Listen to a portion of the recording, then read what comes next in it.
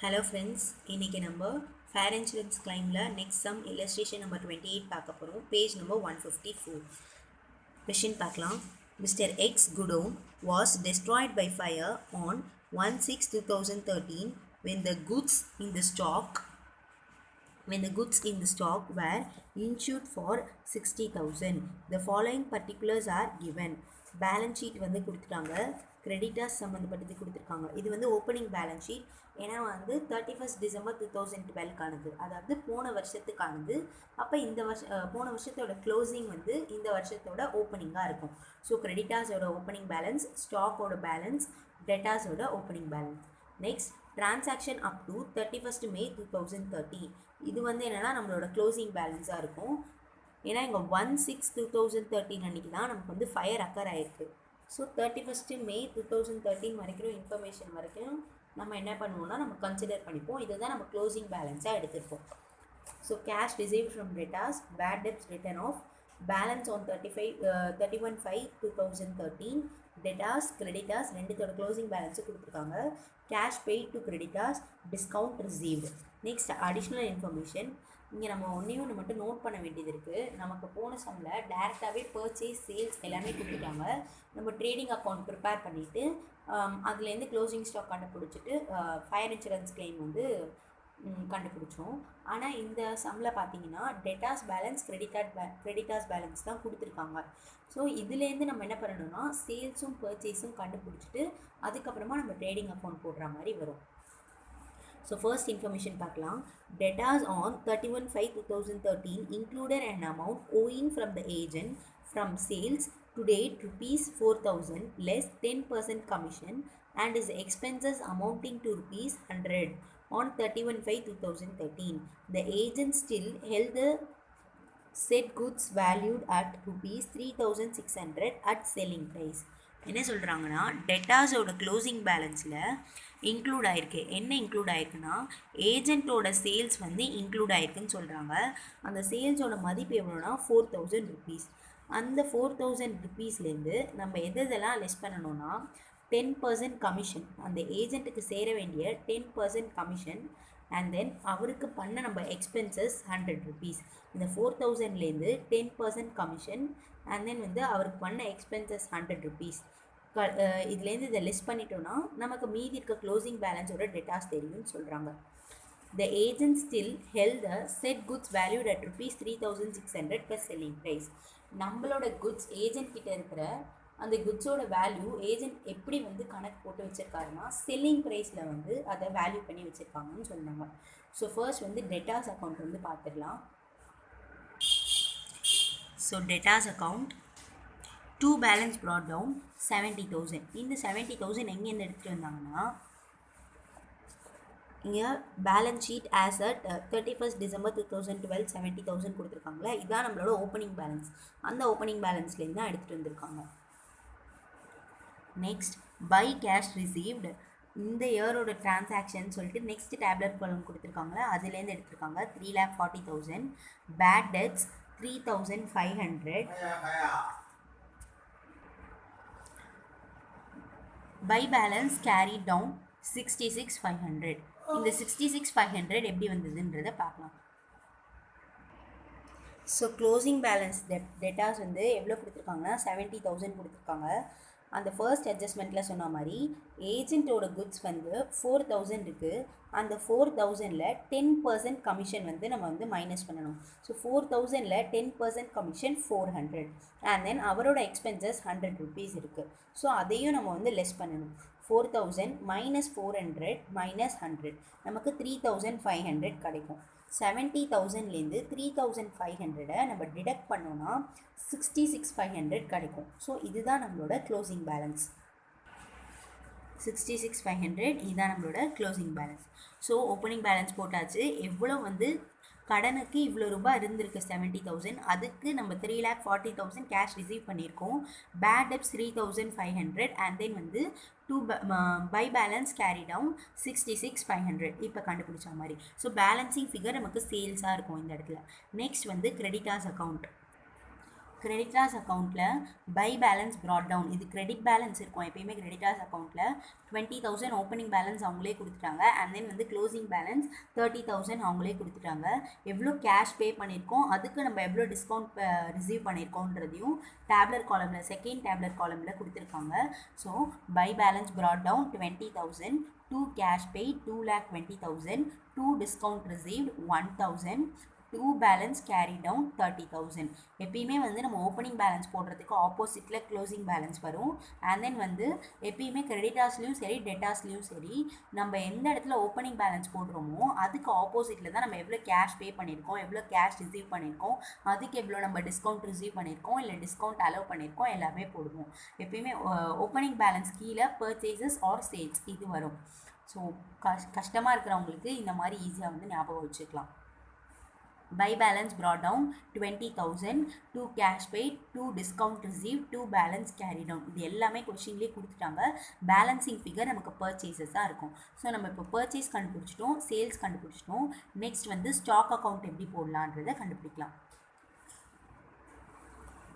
So 2 balance brought down 34,000. எப்படி 34,000 வந்துச்சுன்னா கொஷின்லேயே வந்து சொல்லியிருக்காங்க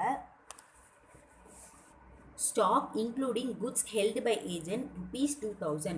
அப்போ 36,000ல் மதிப்புள்ள குட்ஸில் 2,000 மதிப்புள்ள குட்ஸ் வந்து ஏஜென்ட் வச்சுருக்காரு. அப்போ நம்மக்கிட்ட எவ்வளோ இருக்கும்னா 34,000 தான் இருக்கும். அதனால தான் 2 பேலன்ஸ் brought down 34,000. நெக்ஸ்ட் வந்து 2 பர்ச்சேசஸ், நம்ம கிரெடிட்டார்ஸ் அக்கௌண்ட்லேருந்து போட்ட 2 பர்ச்சேசஸ் 2,31,000. By sales 2,29,66. இந்த இடத்துல ஏன் சேல்ஸ் வந்து 2,29,66 போட்டிருக்காங்கன்னா அட்ஜஸ்ட்மெண்ட்டில் இதுக்கான இன்ஃபர்மேஷன் கொடுத்துருக்காங்க. அதை இப்போ பார்க்கலாம். Sales total for the period include 1,600 for goods which have the selling price reduced by 50% and also ₹6,000 reduced by 25%. மொத்த சேல்ஸில் 1,600 மதிப்புள்ள குட்ஸில் வந்து 50% ரெடியூஸ் பண்ணி எழுதிட்டாங்க செல்லிங் ப்ரைஸை. அண்ட் தென் வந்து 6,000 மதிப்புள்ள குட்ஸில் வந்து 25% வந்து ரெடியூஸ் பண்ணி எழுதிட்டாங்கன்னு சொல்கிறாங்க. இந்த normal markup is 50% on cost and except the above. அப்போ மேலே கொடுத்துருக்க இந்த 7,600 மதிப்புள்ள குட்ஸை தவிர்த்து மற்ற எல்லாத்துக்குமே மார்க்அப் காஸ்ட் வந்து 50% ஆன் காஸ்ட்னு சொல்கிறாங்க. All sales can be assume to be at full selling price. மற்ற எல்லா குட்ஸுமே வந்து ஃபுல் செல்லிங் ப்ரைஸில் எடுத்துக்கிறேன்னு சொல்கிறாங்க. மேலே இருக்கிற குட்ஸ் மட்டும் 1,600 மதிப்புள்ள குட்ஸை வந்து 50% லெஸ் பண்ணி சொல்கிறாங்க. 6,000 மதிப்புள்ள குட்ஸை வந்து 25% லெஸ் பண்ணி சொல்கிறாங்க. அண்ட் தென் வந்து மற்ற எல்லா குட்ஸுக்குமே நார்மல் மார்க்அப் வந்து 50% ஆன் காஸ்ட்டு. மார்க்அப்னா என்னென்னா அதுக்கான ப்ராஃபிட்டை தான் மார்க்அப்னு சொல்லுவோம். ஸோ காஸ்ட்டில் 50% வந்து நம்ம ப்ராஃபிட் பார்க்குறோன்னு சொல்கிறாங்க. மற்ற எல்லா குட்ஸையுமே அதே மாதிரி ஃபுல் செல்லிங் ப்ரைஸில் அசியூம் பண்ணிக்கிறேன்னு சொல்கிறாங்க. ஸோ இதுக்கு நம்ம ஒரு டேப்லர் காலம் மாதிரி ப்ரிப்பேர் பண்ணிக்கலாம். ஸோ நமக்கே தெரியும் நம்ம வந்து ட்ரேடிங் அக்கௌண்ட்டில் போடும்போது எப்பயுமே வந்து இன்வாய்ஸ் ப்ரைஸில் போடக்கூடாது. அதாவது செல்லிங் ப்ரைஸில் வந்து எடுத்துகிட்டு போய் போடக்கூடாது. அதுக்கான ஒரிஜினல் காஸ்ட் ப்ரைஸில் போட்டால் தான் நமக்கு க்ளோசிங் ஸ்டாக் வந்து கண்டுபிடிக்க முடியும். நம்மளோட எப்பயுமே நம்ம opening stock, closing stock, purchases இது எல்லாமே நமக்கு வந்து காஸ்ட் ப்ரைஸில் தான் இருக்கணும். அப்போ தான் நம்மளுக்கான ஒரிஜினல் கிராஸ் ப்ராஃபிட் எவ்வளோ நமக்கு வந்து தெரிஞ்சுக்க முடியும். ஸோ சேல்ஸ் அதுக்கான நார்மல் செல்லிங் ப்ரைஸ் எப்படி சேல்ஸ் வந்து 1,600 மதிப்புள்ள சேல்ஸ் வந்து ₹50 மதிப்பாக வந்து கம்மியாக போடுறாங்க. ஸோ 1,600 50க்கு இருந்தால் ₹100க்கு எவ்வளோ இருக்கும்னு பார்த்தா 3,200.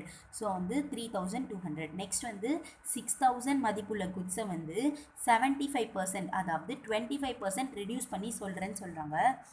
ஸோ 100 minus 25 இது வந்து 100 minus 50.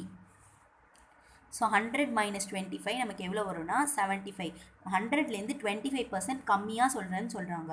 ஸோ 100 minus 25 நமக்கு 75 இருக்கும். ஸோ 6,000 மதிப்புள்ள குட்ஸ் 75க்கு மதிப்பிடுறாங்கன்னா அப்போ ₹100க்கு எவ்வளோ அப்படின்னு கண்டுபிடிக்க போகிறோம். அது வந்து நமக்கு 8,000 வரும். நெக்ஸ்ட் வந்து மற்ற செல்லிங் குட்ஸ் எல்லாமே நார்மலாக செல்லிங்க்கு எடுத்துக்கலாம் அப்படின்னு அவங்க சொல்லிட்டாங்க. ஸோ 3,32,400லையும் 3,40,000லையும் அதாவது இந்த செல்லிங் ப்ரைஸ் தவிர்த்து மீதி இருக்க செல்லிங் ப்ரைஸ் நமக்கான மொத்த சேல்ஸ் எவ்வளோனா 3,40,000. 3,40,000ல் 1,600 6,000 போயிடுச்சுன்னா பேலன்ஸ் இருக்கிற 3,32,400 வந்து நம்ம நார்மல் ஃபுல் செல்லிங் ப்ரைஸ்லேயே எடுத்துக்கலாம்னு சொல்கிறாங்க. ஸோ இப்போ நெக்ஸ்ட் வந்து இந்த லெஸ்ஸாக இருந்ததை எப்படி நார்மல் செல்லிங் ப்ரைஸ்க்கு கொண்டு வருதுன்றதை பார்த்துட்டோம். இந்த நார்மல் செல்லிங் ப்ரைஸை இப்போ காஸ்ட்டுக்கு மாற்ற போகிறோம். ஸோ 1,600 வந்து 50% கம்மியாக இருக்குது. ஸோ 1,600 டிவைடட் பை 50 இன்ட்டு 100 3,200 கிடைக்கும். 6,000 வந்து 25% கம்மியாக இருக்குது. ஸோ 6,000 டிவைடட் பை 75 எப்படி வந்தது 100 மைனஸ் 25. ஸோ 75 இன்ட்டு 100 வந்து நமக்கு 8,000 கிடைக்கும். ஸோ இப்போ நம்ம வந்து சேல்ஸாக இருக்கிறத நார்மல் செல்லிங் ப்ரைஸ்க்கு கொண்டு வந்துட்டோம். மீதி இருக்கிற 3,32,400 நார்மல் செல்லிங் ப்ரைஸில் தான் இருக்குது அப்படின்னு அவங்களே இன்ஃபர்மேஷனில் கொடுத்துட்டாங்க.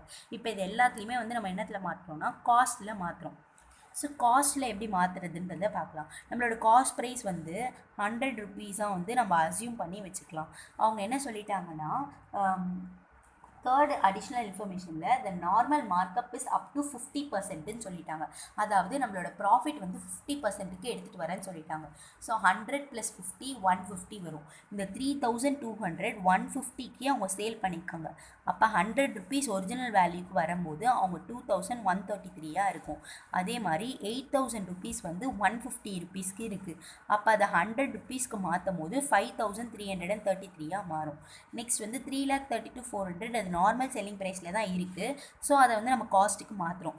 3,32,400 150க்கு இருக்கும் போது அதை எப்படி 100க்கு மாற்றலான்றப்போ 3,32,400 டிவைடட் பை 150 இன்ட்டு 100. ஸோ நமக்கு 2,21,600 கிடைக்கும். மொத்த டோட்டல் எவ்வளோனா 2,29,66. இதான் நம்மளோட செல்லிங் ப்ரைஸ் சேல்ஸ்.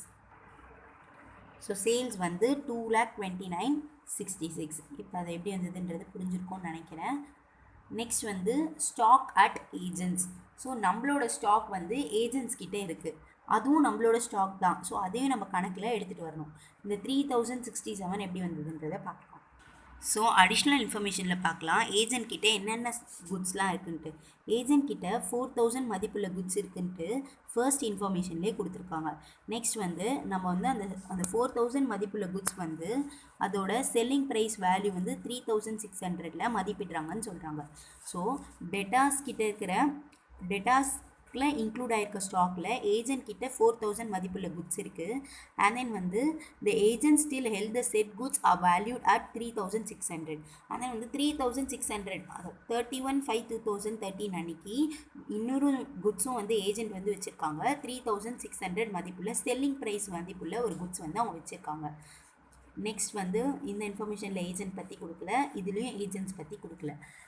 மேலே பார்த்தீங்கன்னா இன்க்ளூடிங் குட்ஸ் ஹெல்டு பை ஏஜென்ட்டுக்கிட்ட 2,000 மதிப்புள்ள குட்ஸ் இருக்குது. இது வந்து என்னென்னா ஓப்பனிங் ஸ்டாக்கு. ஸோ க்ளோசிங் ஸ்டாக்கில் வந்து நமக்கு வந்து டெட்டாஸ் கிட்ட இருக்கிறது 4,000 மதிப்புள்ள குட்ஸ். அண்ட் தென் வந்து இன்னொரு க்ளோசிங் ஸ்டாக் இருக்குது 3,600 மதிப்புள்ள குட்ஸ் வந்து ஏஜென்ட் கிட்ட இருக்குது. நெக்ஸ்ட் வந்து ஓப்பனிங் ஸ்டாக்கில் வந்து 2,000 மதிப்புள்ள குட்ஸ் இருக்குதுன்னு சொல்கிறாங்க. ஸோ இதை எப்படி கால்குலேட் பண்ணுறான்றதை பார்க்கலாம். ஸோ சேல்ஸ் வந்து 4,000, அதாவது டெட்டாஸில் இருக்க வேண்டிய ஸ்டாக்கில் வந்து நமக்கு பதிலாக ஏஜென்ட் வந்து விற்று தராரு. ஸோ 4,000 மதிப்புள்ள குட்ஸ் அது. அண்ட் தென் வந்து 3,600 வந்து என்னென்னா க்ளோசிங் ஸ்டாக்கு. அந்த 31/5/2013 அன்றைக்கி இன்னொரு குட்ஸும் அவர்கிட்ட இருக்குது 3,600. மொத்தம் 7,600 குட்ஸ் மதிப்புள்ள குட்ஸ் வந்து அவர்கிட்ட இருக்குது. இது எல்லாமே எப்படி இருக்குன்னா செல்லிங் ப்ரைஸில் இருக்குது. இது ஃபர்ஸ்ட் அட்ஜஸ்ட்மெண்ட்லேயே ப்ராக்கெட்டில் கொடுத்துருக்காங்க. ஸோ செல்லிங் ப்ரைஸில் இருக்கிறத இப்போ நம்ம வந்து காஸ்ட்டுக்கு எடுத்துகிட்டு வரணும். ஏன்னா ட்ரேடிங் அக்கௌண்ட் போட போகிறோம் அதனால. ஸோ 7,600 150 ருபீஸ்க்கு இருந்ததுன்னா 100 ருபீஸ்க்கு மாற்றும் போது 5,067 மாறும். Less opening stock. நம்மக்கிட்ட இருக்கிற 2,000 ருபீஸ் ஓப்பனிங் ஸ்டாக்கை வந்து லெஸ் பண்ணோன்னா நமக்கு ஒரிஜினல் அமௌண்ட் எவ்வளோனா 3,067. இதுதான் நம்ம வந்து ட்ரேடிங் அக்கௌண்ட்டில் போடுவோம். So stock at agents 3,067. So நமக்கு 2 பேலன்ஸ் ப்ராட் டவுன் கொஷின்லேயே கொடுத்துருக்காங்க. 36,000ல் 2,000 ஏஜென்ட் கிட்ட இருக்குது 34,000. பர்ச்சேசஸ் கிரெடிட்டார்ஸ் அக்கௌண்ட்லேருந்து கண்டுபிடிச்சோம். காஸ்ட் ஆஃப் குட்ஸ் சோல்ட், அதாவது சேல்ஸ் வந்து எங்கேருந்து கண்டுபிடிச்சோம்னா நம்மக்கிட்ட சேல்ஸ்லேயே வந்து 3 டைப்பாக பிரிக்கிறாங்க. 1,600 50% கம்மியாக எடுத்து பிரிக்கிறாங்க. நெக்ஸ்ட் வந்து 6,000 வந்து 25% வந்து கம்மியாக வச்சு பிரிக்கிறாங்க. மற்ற எல்லாமே வந்து நார்மல் சேல்ஸில் இருக்குதுன்னு சொல்கிறாங்க. ஸோ ஃபர்ஸ்ட் வந்து அந்த 1,600ஐயும் 6,000ஐயும் நார்மல் சேல்ஸ்க்கு மாற்றிட்டு அப்புறம் எல்லாத்தையுமே வந்து காஸ்ட் ப்ரைஸ்க்கு மாற்றி இங்கே எழுதியிருக்கோம். நெக்ஸ்ட் வந்து ஸ்டாக் அட் ஏஜென்ட் வந்து செல்லிங் ப்ரைஸில் இருக்கிற க்ளோசிங் ஸ்டாக் எல்லாத்தையும் ஆட் பண்ணிவிட்டு அண்ட் தென் வந்து அது காஸ்ட்டுக்கு மாற்றிட்டு அதுலேருந்து ஓப்பனிங் ஸ்டாக் 2000 வந்து லிஸ்ட் பண்ணிக்கிறோம்.